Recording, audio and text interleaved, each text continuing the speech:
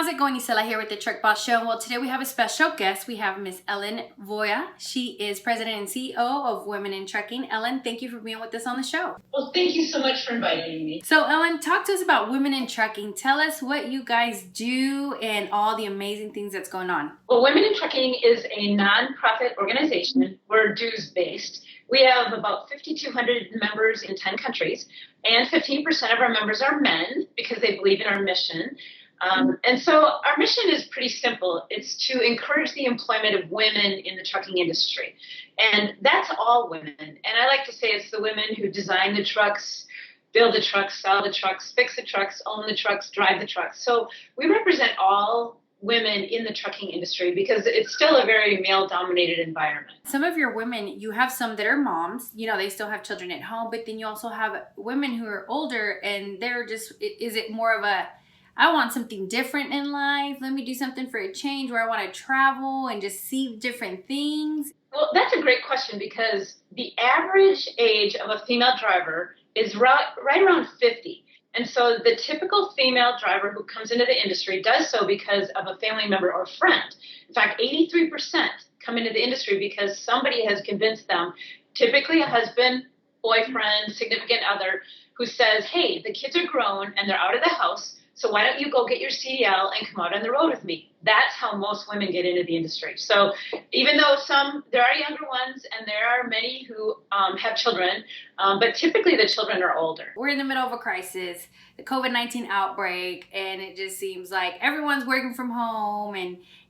But we have these women and men, because you have both, that are out there hitting that pavement. And they're my heroes. I mean, they're out there on the front lines so that people can go into a store and buy toilet paper and hand sanitizer, and they're being exposed. I mean, they're out there, they're buying fuel and they're eating in restaurants and having to use showers in public areas and things like that. So they're my heroes. They're on the front lines, and they just keep moving. And if they weren't moving, we wouldn't have things to buy as we stay at home, and they can't stay at home. They are our heroes. With that being said, now, are there events that Women in Trucking attend to kind of spread the word and say, hey, listen, this is what our mission is. Want to join? Yes. In fact, unfortunately, this week alone, the Great American Trucking Show was canceled, and we were planning on doing our Salute to Women Behind the Wheel, which is a huge event where we honor female professional drivers and give them a red T-shirt and take a photo, and we celebrate them and have a big cake in the shape of a truck and chocolate fountains. And that's canceled for this year. But we still have our conference, and our conference is still on. It's scheduled for the end of September 23rd through 25th in Dallas. And we're all keeping our fingers crossed that we can get out and be at the conference by then. But that's a huge event. Last year we had over 1,100 registered attendees at our conference, and that's all about empowering women. I love the fact that Women in Trucking isn't just all women across the board. There's no discrimination. You also have your men involved, and you guys are teaming up and doing it together. So I can say that, great job. Well, thank you. And I like to tell people we're not necessarily for women, we're about women. We're about getting women into the industry. And so we have to understand, why do women come into trucking? Why do they leave trucking? How do we attract them? And how do we empower them? So that's what we're all about. Well, Ellen, tell me, how did you get involved in the industry? I was working for a steel fabricating plant in the drafting department, and they came to me and said, we'd like to move you into the traffic department, and we'll send you to school for traffic and transportation management. And so I was the assistant traffic manager and then was promoted to traffic manager and learned how to read tariffs and audit freight bills and, everything about the industry. And so that started my career. I worked there until I started a family. And then for 18 years, I did licensing and permitting consulting to trucking companies in central Wisconsin.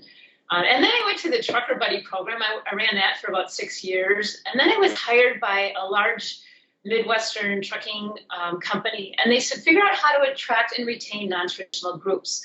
And women was one of the targets, the focus, better understanding how to bring more women into the industry. And that's when it occurred to me that, we need an association so that we can be a resource and we can help the the industry better understand how to attract and retain and empower women. Women behind the wheel make the same amount of money as men. It doesn't matter if you're male or female. It doesn't matter your age, your gender, your ethnicity. It doesn't matter because you're paid either by the mile, by the load, by the percentage. So, isn't that awesome?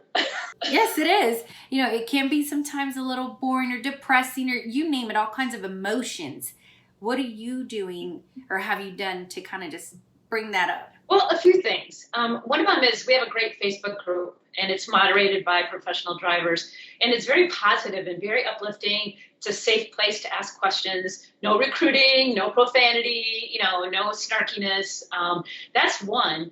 I have a radio show on Sirius XM, and we just a couple weeks ago we had the whole show was about steering toward kindness.